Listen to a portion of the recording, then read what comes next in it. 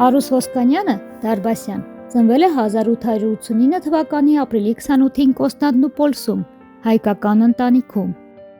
Երիտասարդ տարիներն անցկացրել է Անկարայում, որտեղ ստացել է լավ կրթություն։ Նրա բեմական դեբյուտը կայացել է 1908 թվականին Կոստանդնուպոլսում, եւ արդեն այդ ժամանակ քննադատները նշում էին նրա արտահայտիչ խաղը։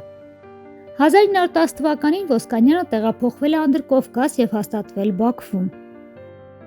Այստեղ նա միացել է հայկական թատերախմբին, դառնալով առաջատար դերասանուհիներից մեկը։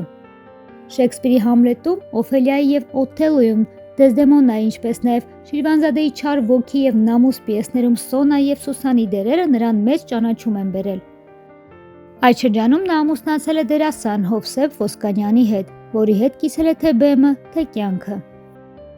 1917 թվականին դերասանուհին տեղափոխվել է Թիֆլիս, որտեղ դարձել է Հայոց դրամատիկական ընկերության անդամ եւ ակտիվորեն մասնակցել քաղաքի թատերական կյանքին։ 1921 թվականին նրա ճակատագիրը կապվել է Երևանի հետ։ Ընդգրկվել է Հայաստանի առաջին պետական թատրոնի կազմում, որը 1937 թվականին անվանակոչվել է Գավրիել Սունդուկյանի անունով։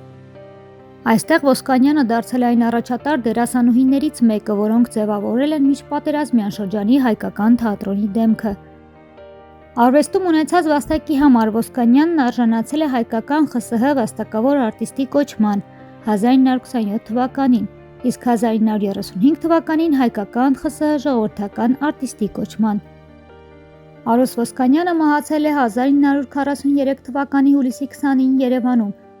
Նրա անունը հավերժ մնացել է հայկական թատրոնի պատմության մեջ, որպես հայկական ու համաշխարհային բեմարվեստի միջև մշակութային կապի խորհրդանիշ։